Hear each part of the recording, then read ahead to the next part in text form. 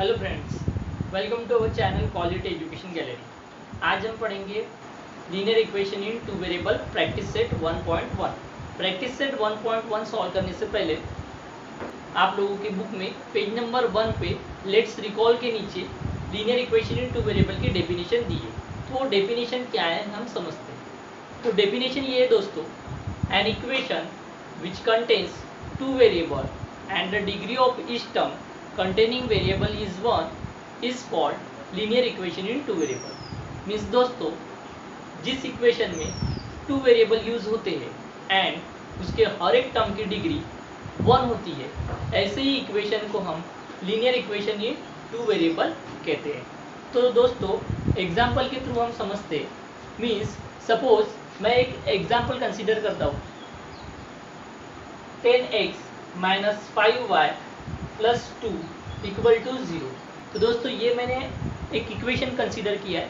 तो ये जो गिवन इक्वेशन है वो given equation linear equation in two variable है या नहीं, कैसे आइडेंटिफाई करेंगे। तो अकॉर्डिंग टू अवर डेफिनेशन, हमारे डेफिनेशन में बताया है कि जिस इक्वेशन में टू वेरिएबल यूज होते हैं एंड उसके हर एक टर्म की डिग्री 1 होती है, ऐसे ही equation linear equation in two variable रहते हैं। तो दोस्तों, यहाँ पे हम चेक करते हैं, यहाँ पे x एंड y ये टू वेरिएबल यूज हुए एंड देखिए यहाँ पे ये जो टर्म है, मतलब यहाँ पे x का पावर 1 है, इस टर्म की भी डिग्री 1 हुई एंड यहाँ पे y का पावर 1 है, तो इस टर्म की भी डिग्री 1 हुई। सो दैट्स वाई ये जो गिवन इक्वेशन है वो linear equation in two variable है, क्योंकि इसमें दो वेरिएबल यूज हुए एंड इसके हर एक टर्म की डिग्री भी 1 है। तो इसलिए ये linear equation in two variable है। ax plus by plus c equal to 0। This is the general form of linear equation in two variable. जो भी आपके linear equation in two variable रहेगी वो इसी जनरल फॉर्म में रहेंगी। जैसे कि फॉर एग्जांपल ये जो इक्वेशन हमने कंसीडर किया था, ठीक है, तो ये देखिए यहाँ पे अगर इस जनरल फॉर्म से कंपेयर करते हैं ax plus by plus c से, तो यहाँ पे a की जगह वैल्यू 10 है, b की वैल्यू -5 है, c की वैल्यू +2 है। तो linear equation in two variable ax plus by plus c इसी जनरल फॉर्म में रहेंगे। देन नेक्स्ट आपके डेफिनेशन में बताया है कि abc are real numbers. abc are real numbers means दोस्तों, abc are real numbers means abc की वैल्यू कोई भी रियल नंबर्स रह सकती है, वो पॉजिटिव नंबर्स भी रह सकती है, वो नेगेटिव नंबर्स भी रह सकती है, वो पॉइंट में भी रह सकती है, फ्रैक्शन में भी रह सकती है, या फिर रूट में भी रह सकती है। तो abc रियल नंबर्स मतलब वो वैल्यू कोई भी रह सकती है, कोई भी integers, positive integers, negative integers, point में या फिर फ्रैक्शन में या फिर रूट में ऐसे वैल्यू रह सकती है। देन नेक्स्ट आपके डेफिनेशन में बताया है कि ab are not equal to 0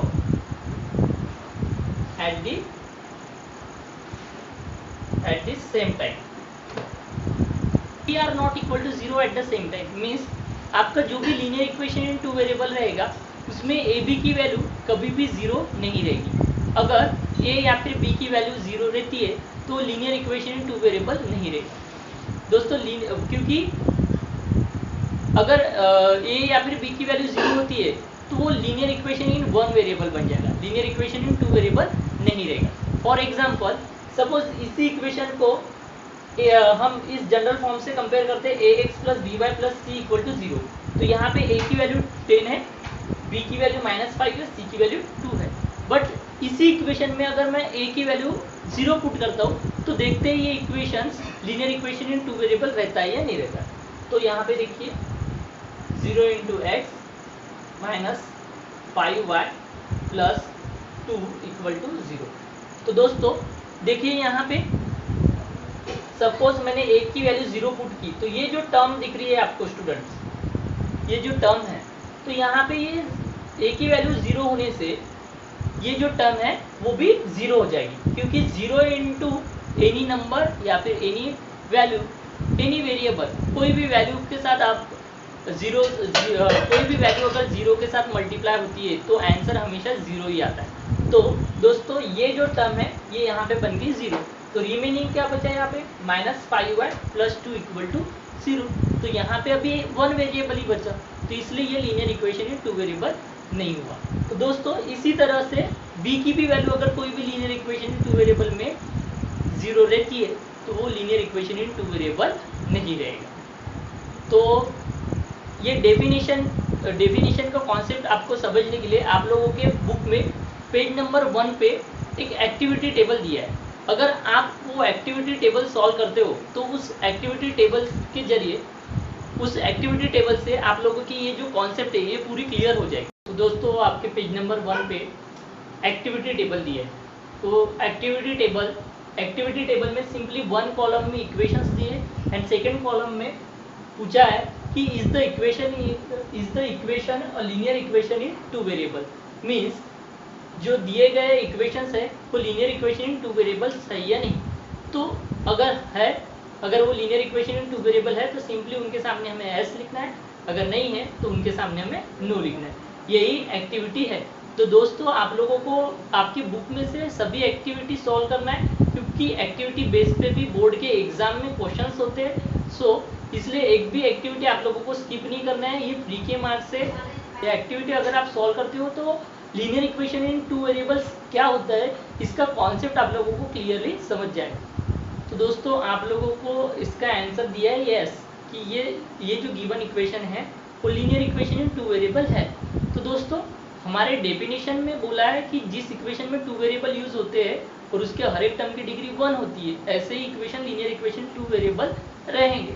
तो देखिए यहाँ पे m एंड n ये टू वेरिएबल यूज हुए एंड दोस्तों इस टर्म का पावर मतलब इस टर्म की डिग्री m का पावर 1 है, इस टर्म की डिग्री 1 है, n का पावर 1 है, इस टर्म की भी डिग्री 1 है। तो देखिए हर एक टर्म की डिग्री 1 है और वहाँ पे टू वेरिएबल भी यूज हुए। सो दैट्स वाई ये जो गिवन इक्वेशन है ये गिवन इक्वेशन आपका linear equation in two variable है, इसलिए यहाँ पे इन्होंने ऑलरेडी एस आंसर लिखा है। तो सेकेंड जो एग्जाम्पल है, तो देखिए सेकेंड एग्जाम्पल को अगर आप ऑब्जर्व करोगे 3x² - 7y = 30। तो यहाँ पे स्टूडेंट्स x एंड y ये टू वेरिएबल यूज हुए, बट यहाँ पे देखिए ये जो फर्स्ट टर्म है यहाँ पे x का पावर 2 है, मतलब इस टर्म की डिग्री जो है 2 हुई। तो हमारे डेफिनेशन के हिसाब से हर एक टर्म की डिग्री 1 चाहिए, तो यहाँ पे डिग्री 2 है। ओके, तो इसलिए ये linear equation in two variable नहीं हुआ। तो यहाँ पे सिंपली हमें लिखना है no. Then next students, next देखिए √2x - √5y = 60। ये जो गिवन इक्वेशन है इस इक्वेशन में x एंड y ये टू वेरिएबल यूज हुए एंड इस टर्म का इस x का पावर 1 है, मीन्स इस टर्म की डिग्री 1 हुई एंड यहाँ पे y का पावर 1 है, मीन्स इस टर्म की भी डिग्री 1 हुई। सो मतलब डेफिनेशन के हिसाब से ये linear equation in two variable है। तो सिंपली हमें इसके सामने लिखना है s।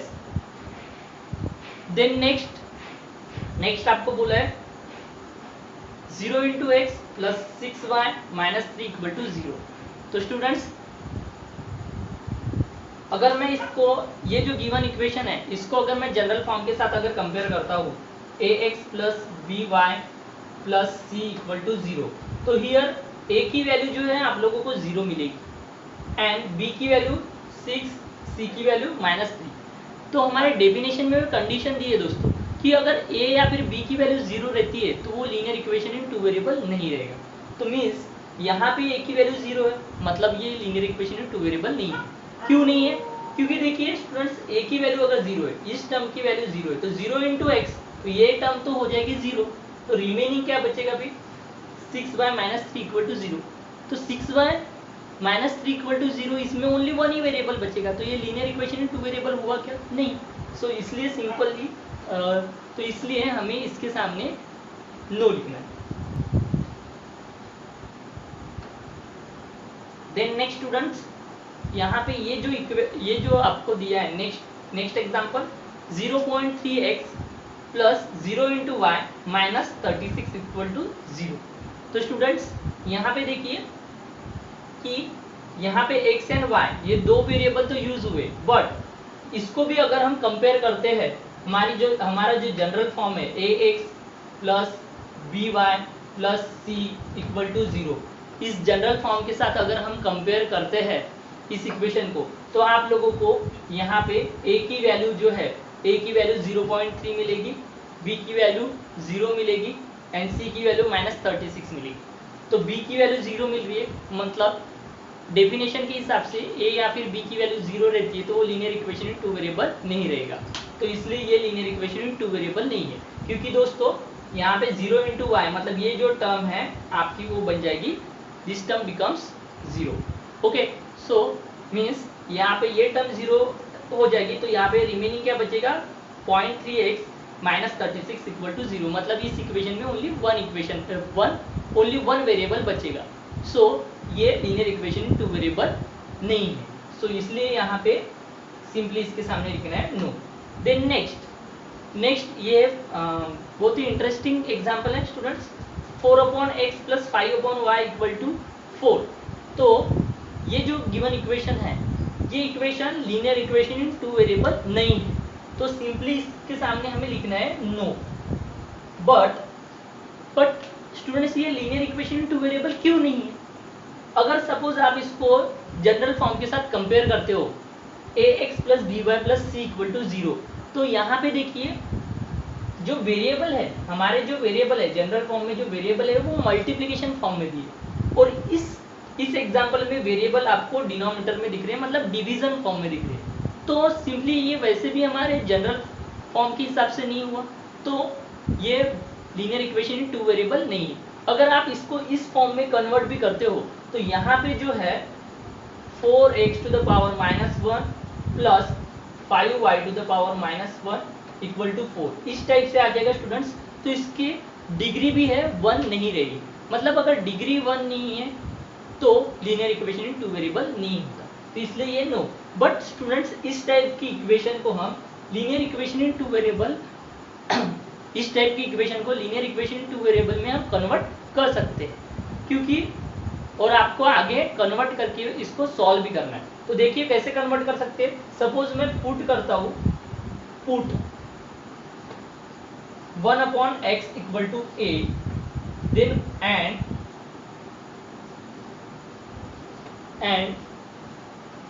1/y = b। अगर मैं 1/x की जगह a पुट करता हूँ एंड 1/y की जगह b पुट करता हूँ, तो ये जो इक्वेशन है स्टूडेंट्स आपका कैसे बन जाएगा, देखिए 4a + 5b = 4, मतलब मीन्स 4a + 5b = 4। तो अभी देखिए स्टूडेंट्स ये आपका linear equation in two variable में कन्वर्ट हो गया। बट जो गिवन है वो linear equation in two variable नहीं है, इसलिए सिंपली इसके सामने लिखना है आपको नो। देन नेक्स्ट एग्जांपल जो है 4xy - 5y - 8 = 0। तो स्टूडेंट्स यहाँ पे देखिए 2 वेरिएबल यूज हुए x एंड y इस इक्वेशन में। देन बट इस टर्म की जो डिग्री है, ये टर्म की डिग्री, सपोज यहाँ पे जो है x का पावर 1 है एंड y का पावर 1 है। अगर स्टूडेंट्स 1 वेरिएबल रहता है एक ही टर्म में, तो हम उसकी डिग्री, उसका पावर जो होता है वही उसकी डिग्री हो जाती है। बट स्टूडेंट्स यहाँ पे इस टर्म में 2 वेरिएबल हुए x एंड y, तो इस टर्म की डिग्री कैसे हम कैसे डिसाइड करेंगे, इसके सभी वेरिएबल के पावर की टोटल करेंगे। तो यहाँ पे x का पावर 1 है, y का पावर 1 है, मतलब x, तो यहाँ पे टोटल जो पावर 2 है, मतलब इस टर्म की डिग्री 2 हुई। मीन्स स्टूडेंट्स इस टर्म की डिग्री 2 हुई, तो ये linear equation in two variable नहीं हुआ, क्योंकि अकॉर्डिंग टू अवर डेफिनेशन में बताया है कि 2 वेरिएबल यूज होने चाहिए एंड उसके हर एक टर्म की डिग्री 1 ही चाहिए, तभी वो linear equation in two variable रहेगा, अदरवाइज वो linear equation in two variable नहीं रहेगा। तो सिंपली हमें एक्टिविटी में बस इतना ही पूछा था कि वो linear equation in two variable है या नहीं। अगर है तो यस लिखिए, नहीं है तो नो लिखिए। तो हम सिंपली इसके सामने, इस इक्वेशन के सामने यहाँ पे लिखेंगे, यहाँ पे हम लिखेंगे नो। तो ये हो गई आपकी एक्टिविटी। एंड देन स्टूडेंट्स आपको डेफिनेशन में बताया था कि एबीसी की वैल्यू कोई भी रियल नंबर्स रह सकती है। तो देखिए यहाँ पे पॉजिटिव इंटीजर्स भी आई है, नेगेटिव वैल्यू भी आई है, यहाँ पे देखिए पॉइंट में भी आई है यहाँ पे। तो इस तरीके से वैल्यू रह सकती है। यहाँ पे देखिए रूट की, अगर आप इस इक्वेशन को अगर आप कंपेयर करते हो ax + by plus C equal to 0, इस इक्वेशन के साथ अगर आप इसको कंपेयर करते हो तो यहाँ पे देखिए ए की वैल्यू √2 दिखेगी, बी की वैल्यू -√5 दिखेगी। तो मैंने आपको डेफिनेशन में बताया था कि A B C are real numbers, मतलब ए बी सी की वैल्यू कोई भी positive integers, negative integers, point में रह सकती है या फिर फ्रैक्शन में भी रह सकती है या फिर रूट में भी रह सकती है। तो आप लोगों को इस एक्टिविटी से आपकी आइडिया क्लियर हो चुकी होगी। देन स्टूडेंट इसके बाद देखते हैं हम प्रैक्टिस सेट 1.1 का फर्स्ट एग्जाम्पल, जो कि आप लोगों को एक्टिविटी बेस्ड क्वेश्चन दिया है।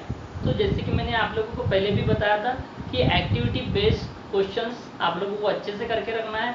बोर्ड के एग्जाम में आपके पेपर में आते हैं और फ्री के मार्क्स रहते हैं। Complete the following activity to solve the simultaneous equations. दोस्तों what is mean by simultaneous equations? Simultaneous equation means क्या? तो आप लोगों के बुक में पेज नंबर 2 पे साइमल्टेनियस इक्वेशन की डेफिनेशन दी है।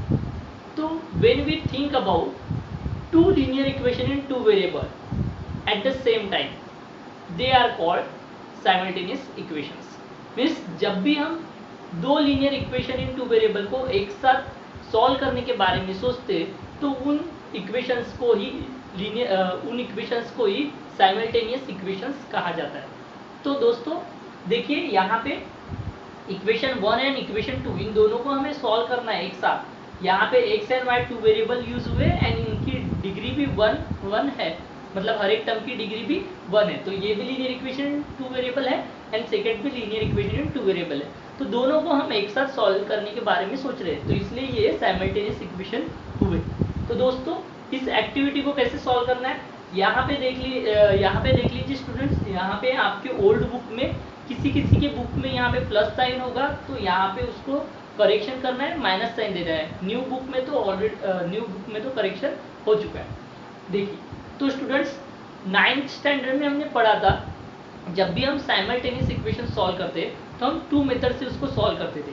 मतलब हम एलिमिनेशन मेथड यूज़ करते थे या फिर सब्स्टिट्यूशन मेथड यूज़ करते थे। एलिमिनेशन मेथड से अगर आप साइमल्टेनियस इक्वेशन सॉल्व करते हो तो हमें सेम पेयर लाना पड़ता है। कोई भी वेरिएबल की same pair, same number, same variable होना चाहिए, ऐसे सेम पेयर लाना पड़ता है और उसके अपोजिट साइन देखना पड़ता है। अगर सेम वेरिएबल वाली टर्म आ गई और अपोजिट साइड हो गए उनके, तो हम इजीली उनका एडिशन करके वो एलिमिनेट कर सकते हैं और हमें नेक्स्ट वैल्यू। सपोज स्टूडेंट्स अगर किसी इक्वेशंस में सेम टर्म तो आ गई, मतलब सेम पेयर तो मिल गई, लेकिन उसका साइन अपोजिट नहीं हुआ, तो ऐसे सिचुएशन में हम उन 2 इक्वेशंस का सब्ट्रैक्शन करते हैं।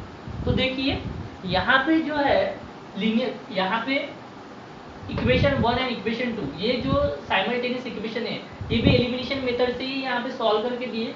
बस सिंपली हमें क्या करना है, एक्टिविटी में क्या करना पड़ता है दोस्तों, एक्टिविटी में क्या करना पड़ता है कि हमें जो एम्प्टी बॉक्सेस रहते हैं उसको फिल करना पड़ता है, वो भी एज इट इज। उसमें जो करेक्ट आंसर आता है वही फिल करना है। हमें जो भी कैलकुलेशन है वो रफ में करना पड़ता है दोस्तों। यहाँ पे हम बॉक्सेस में ओनली करेक्ट आंसर ही लिखेंगे। जब आप करेक्ट आंसर लिखोगे तभी आप लोगों को फुल मार्क्स मिल सकते हैं। अदरवाइज आप लोगों को जो भी कैलकुलेशन करना है वो आप रफ में कीजिए और यहाँ पे करेक्ट आंसर ही लिखिए। ओके, तो देन यहाँ पे देखते हैं इस एक्टिविटी को। तो यहाँ पे देखिए स्टूडेंट्स, इस इक्वेशन में भी फर्स्ट जो इक्वेशन है इसको इक्वेशन 1 दिया है 5x + 3y = 9, इक्वेशन 1।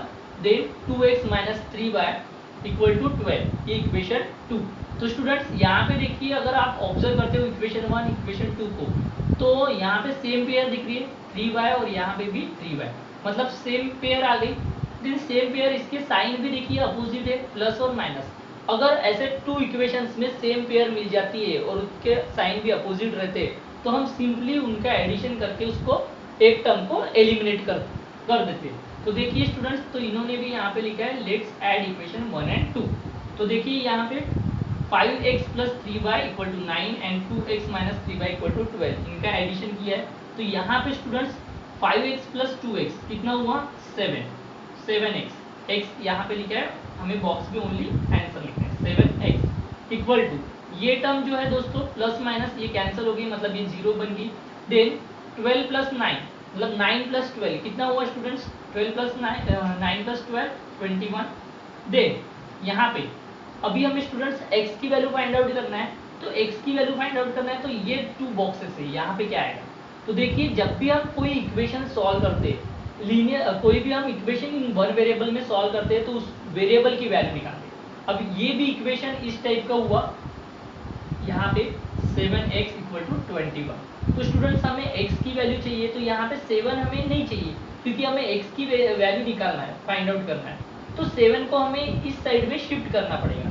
तो जब भी हम कोई नंबर शिफ्ट करते इक्वल टू साइड के इधर या फिर इधर, तो उसका साइन चेंज हो जाता है। तो यहाँ पे देखिए दोस्तों 7 × x है, मतलब 7 मल्टीप्लिकेशन में, उस साइड में चला जाएगा तो वो डिवीजन में जाएगा। तो पहले यहाँ पे देखिए इस यहाँ पे क्या आएगा, यहाँ पे ऑलरेडी, और इधर वाली जब भी हम कोई नंबर को शिफ्ट करते हैं तो पहले वाला नंबर वो एज इट इज रहता है, उसको हमें कुछ नहीं करना है, जो शिफ्ट करते हैं बस उसी का साइन चेंज करना है। तो देखिए इस टर्म में x की वैल्यू फाइंड आउट कर रहे हैं तो x लिखा है, यहाँ पे x लिखा है, देन इक्वल टू यहाँ पे 21 थे तो 21 हम लिख लेंगे, देन 7 को शिफ्ट किया तो ये मल्टीप्लिकेशन फॉर्म में थे, इधर जाएंगे तो वो डिवीजन फॉर्म में हो जाएगा। या अब सिंपली स्टूडेंट्स हमें क्या करना है, 7 से 21 को डिवाइड करना है। तो 7 से अगर इसको डिवाइड करेंगे तो कैलकुलेशन करेंगे, 7 × 7 7 × 6 = 21। तो सिंपली आपको जो भी कैलकुलेशन करना है आप रफ में कर सकते हैं, यहाँ पे आप लोगों को फाइनल आंसर, आपको करेक्ट आंसर भी लिखना पड़ता है। 7 × 7 7 × 3 = 21। यहाँ पे x = वैल्यू जो है हमें मिलेगी 3। देन स्टूडेंट्स नेक्स्ट यहाँ पे देखिए, यहाँ पे बोला है कि प्लेस x = 3 इन इक्वेशन 1। तो यहाँ पे जो है, यहाँ पे देन मतलब x की वैल्यू 3 आई तो वो वैल्यू जो है हमें इक्वेशन 1 में क्या करना है, प्लस करना है। तो इक्वेशन 1 क्या था स्टूडेंट्स, 5x + 3y = 9, मतलब इक्वेशन 1 में जहाँ भी x होगा उसके जगह हमें 3 पुट करना है। तो देखिए अच्छे से 5 × x था तो x की जगह लेकिन हमें क्या पुट करना है अभी 3, तो यहाँ पे क्या आएगा 3, फिर 5 × 3 + 3y = 9। तो स्टूडेंट्स देखिए अब यहाँ पे अगर इसको कैलकुलेशन करते हैं हम, तो इसका कैलकुलेशन अगर करते हैं तो 5 3 से हो जाता है 50, 5 3 से हो जाता है 50। देन यहाँ पे क्या दिया है 3 = ये वाली टर्म एज इट इज दी है, ये वाली टर्म 9।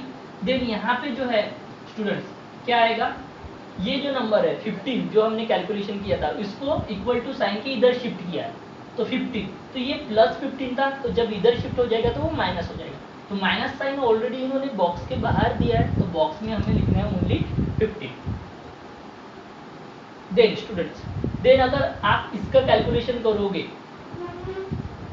ठीक है, 15 में से 9 गए तो कितना बचेगा। तो स्टूडेंट्स देखिए जब भी आप कैलकुलेशन करते हो तो आपको पता ही है कि अगर 2 इंटीजर्स का आप कैलकुलेशन करते हो उनके साइन अगर डिफरेंट है, एक प्लस है एक माइनस है, तो उन साइन अगर डिफरेंट है 2 इंटीजर्स में तो हम उनका क्या करते हैं, सब्ट्रैक्शन करते हैं। तो सब्ट्रैक्शन हमेशा बिगर नंबर ग्रेटर नंबर में से स्मॉलर नंबर को करना है।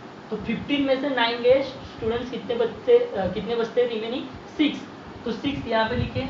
देन हमेशा जब भी हम 2 इंटीजर्स का कैलकुलेशन करते हैं प्लस या फिर माइनस, एडिशन या फिर सब्ट्रैक्शन, तो ग्रेटर नंबर का साइन देना है स्टूडेंट्स। तो ग्रेटर नंबर का साइन देखिए यहाँ पे प्लस माइनस सब्ट्रैक्शन हुआ, ठीक है, 15 में से 9 गए 6 है, और यहाँ पे ग्रेटर नंबर का साइन जो है माइनस था, तो यहाँ पे आंसर में आया है -6। ओके, देन नेक्स्ट स्टूडेंट्स अभी यहाँ पे हमें वेरिएबल y की वैल्यू फाइंड आउट करना है, मतलब यहाँ पे 3 नहीं चाहिए, तो 3 को हमें इक्वल टू के इधर शिफ्ट करना पड़ेगा। तो ये देखिए यहाँ पे 3 × y मतलब मल्टीप्लिकेशन फॉर्म में इधर शिफ्ट हो जाएगी तो वो डिवीजन में चले जाएगा। तो यहाँ पे पहले बॉक्स में क्या आएगा, ये वाली वैल्यू जो एज इट इज है ये जैसे कि वैसे, क्योंकि हमने इसको शिफ्ट नहीं किया, जो शिफ्ट कर रहे हैं उसका साइन चेंज हो जाता है। तो यहाँ पे 3 है, मल्टीप्लिकेशन में थे, इधर आएगा तो वो डिवीजन में चल जाएगा। दे स्टूडेंट्स अगर आप इसका कैलकुलेशन करते हो, यहाँ पे 3 आएगा, ओके, इसका कैलकुलेशन करते हो 3 × 1 = 3, 3 × 2 = 6, मतलब आंसर आ जाएगा 3 × 1 = 3, 3 × 2 = 6, मतलब 2 आ जाएगी। तो हमें यहाँ पे लिखना है 2, लेकिन स्टूडेंट्स यहाँ पे जो साइन है वो रहेगा माइनस का, ठीक है।